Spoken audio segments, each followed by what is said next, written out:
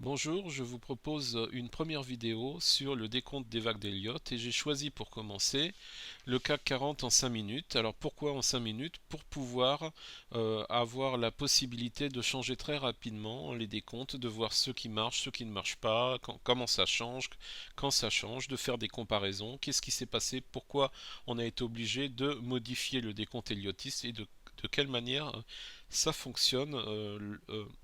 La modification des décomptes héliotistes quand ça doit avoir lieu. Donc tout cela, j'ai envie de l'analyser. Donc je voulais faire le travail seul et je me suis dit pourquoi pas ne le partager et le montrer aussi au forum de Waldata et sur internet pour tous ceux qui veulent s'intéresser aux vagues d'Elliott. Alors pour simplifier, j'ai choisi de prendre uniquement 2 degrés qui sont le degré mineur et le degré juste en dessous, le degré est minute, ce qui me permet d'avoir donc uniquement une vague avec sa sous-vague.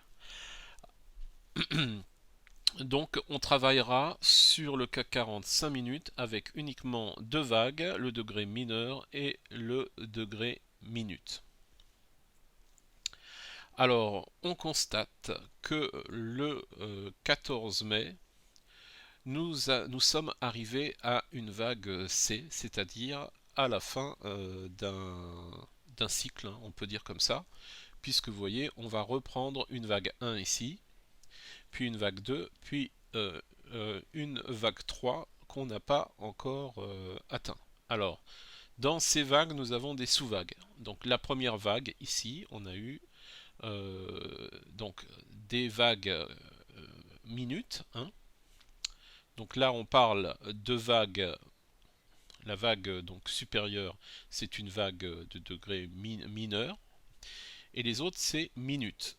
Donc on a 5 vagues minutes pour la première vague mineure.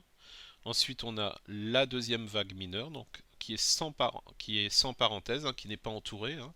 Donc c'est les chiffres tout seuls.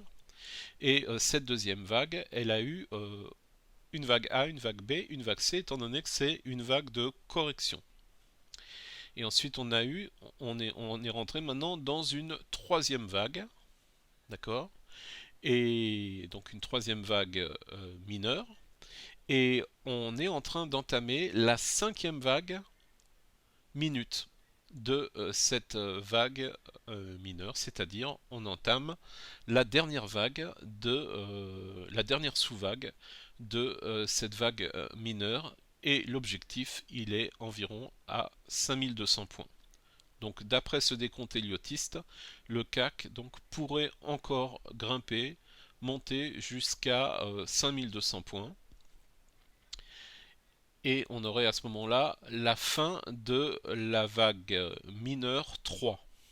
On aurait ensuite donc une correction qui nous ramènerait vers aux alentours des 5120 points, là où on se trouve.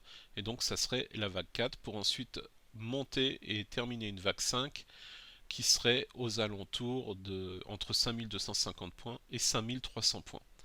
Alors on va voir dans les jours qui vont suivre si c'est ce scénario qui va être choisi par le marché, et si ce n'est pas ce scénario, comment va être modifié ce décompte héliotiste, et on comparera, donc je fais des sauvegardes, on comparera donc les décomptes anciens avec les nouveaux décomptes et on essaiera de comprendre comment ils ont été modifiés.